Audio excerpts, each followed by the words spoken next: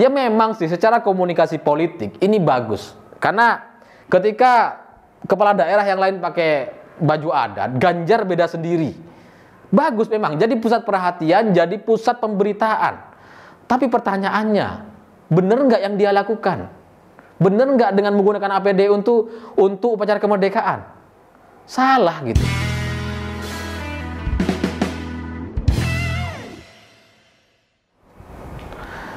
Selamat malam para mantan, selamat malam untuk semua kalian yang pernah salah kostum.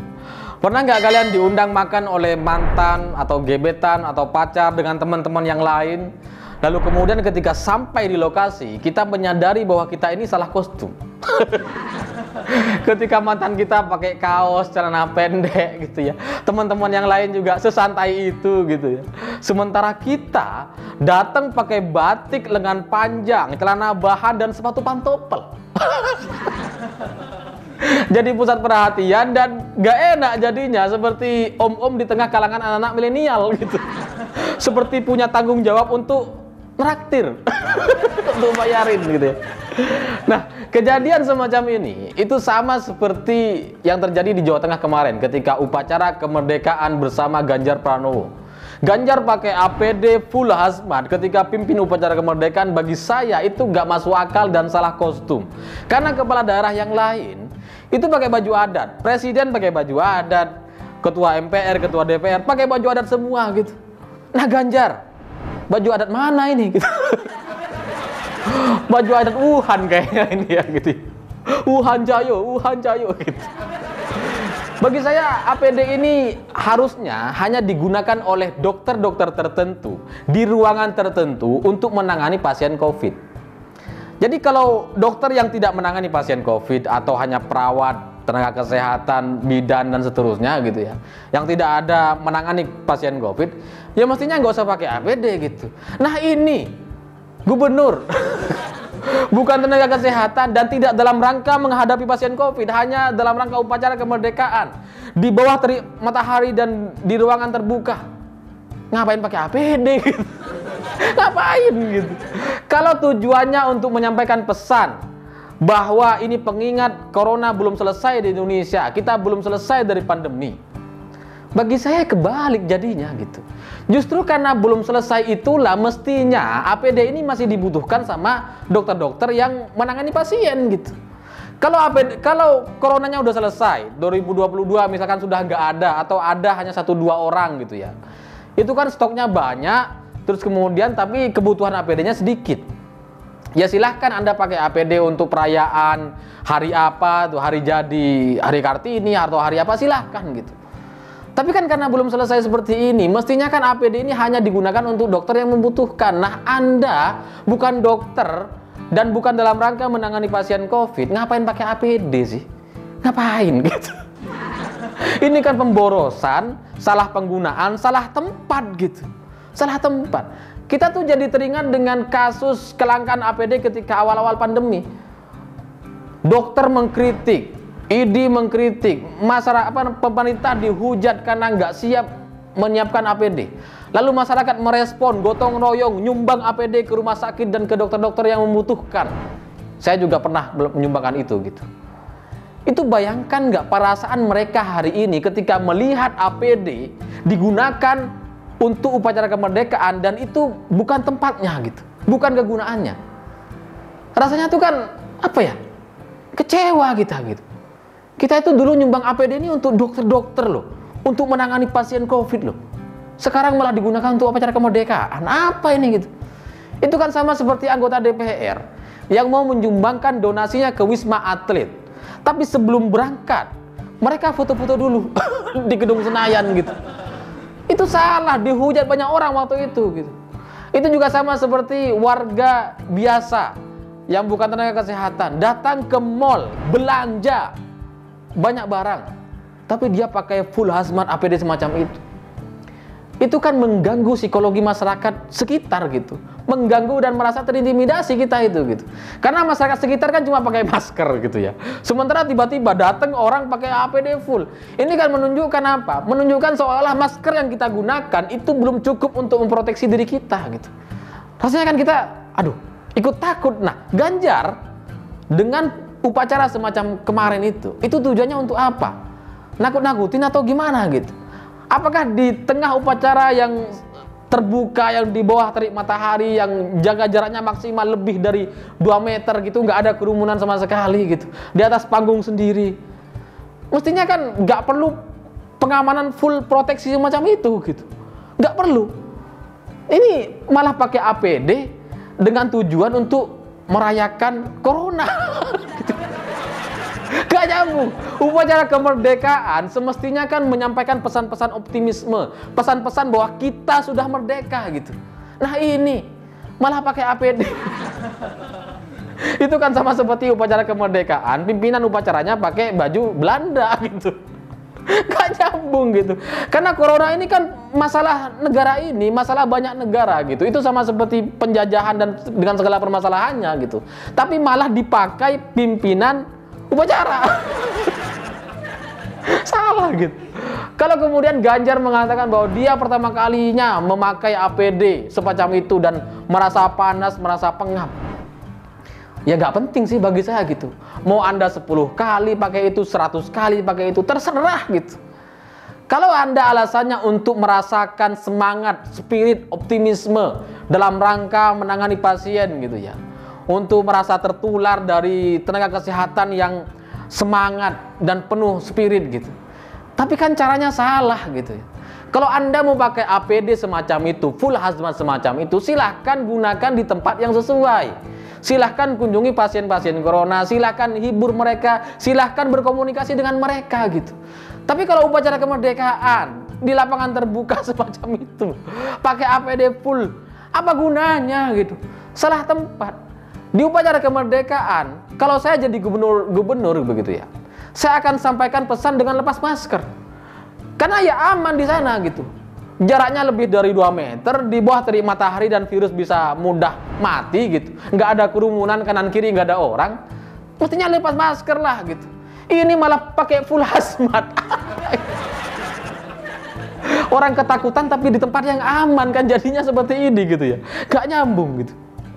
Lagian kalau Ganjar bilang bahwa ada 1.400 tenaga kesehatan yang meninggal dunia selama pandemi ini juga saya mempertanyakan gitu, tujuannya apa sih menyampaikan ini gitu, menyampaikan data, ya oke lah bener, datanya bener gitu, tapi apakah selama ini sebelum pandemi di tahun 2018, 2017, 2016 ke bawah itu, apakah sebelumnya tidak ada tenaga kesehatan yang meninggal dunia?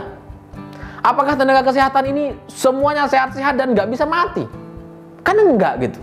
Kalau Anda mau menyampaikan 1.400 tenaga kesehatan meninggal dunia dan itu apa ya, ya namanya berpisah dan orang keluarga kita meninggal dunia, kita pasti sedih, wajar. Tapi jangan nakut-nakutin lah. Coba bandingkan dengan tahun sebelumnya gitu.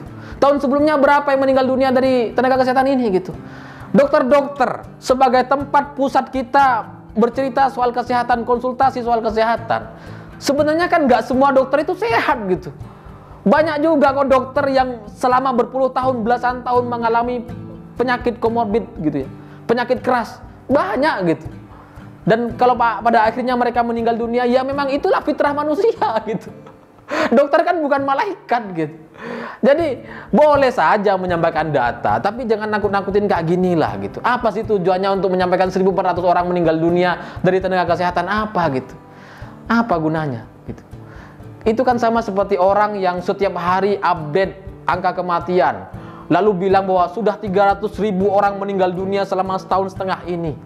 Seolah-olah di negeri ini tidak pernah ada kematian.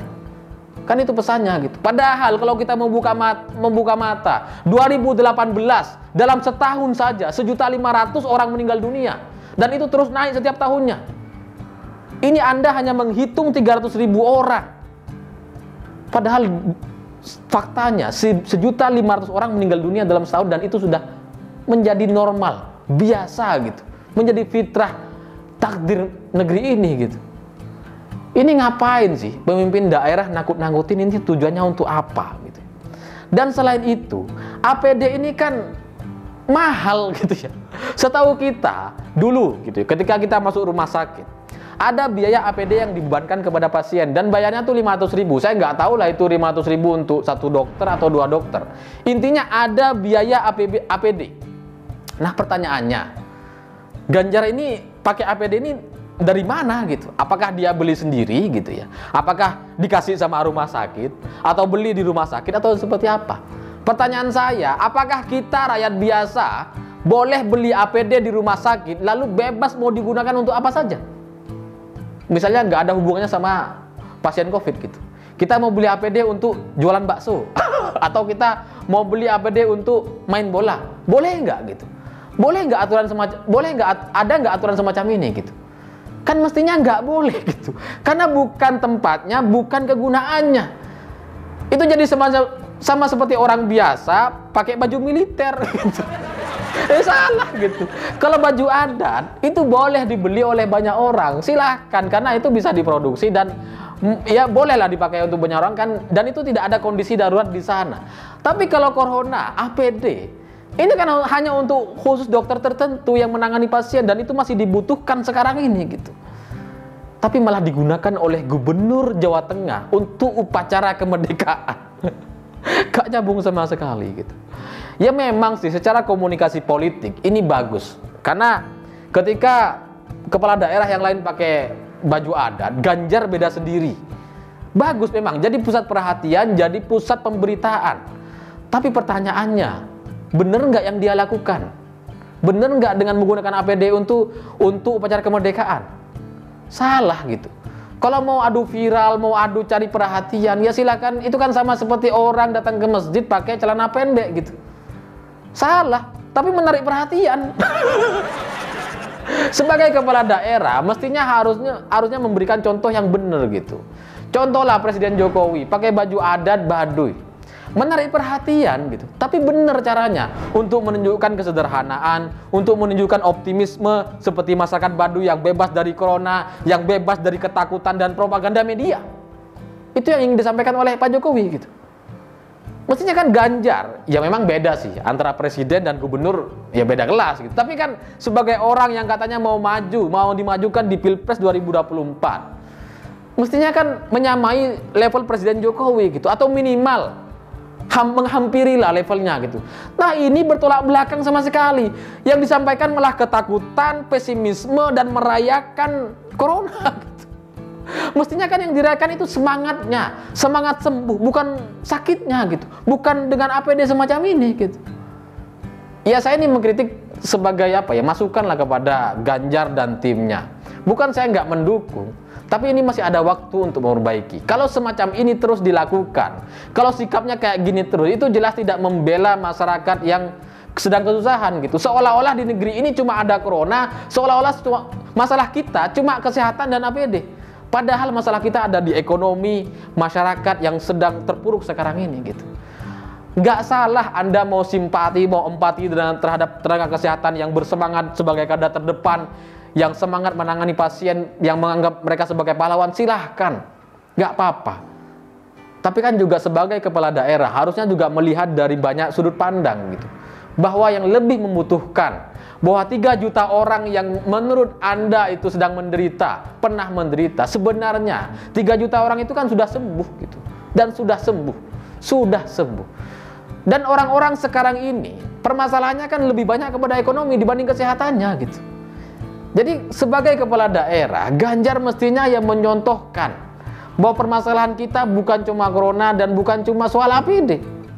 Tapi Anda malah pakai APD untuk upacara dan itu tidak ada gunanya, tidak ada hubungannya sama pasien corona. Ya ini sebagai koreksi, dan saya tidak ada niat untuk menjatuhkan Ganjar sebagai calon capres 2024. Kalau mau diterima silahkan, kalau nggak mau diterima ya nggak apa-apa. Saya pikir itu. Terima kasih sudah menonton, begitulah kura-kura.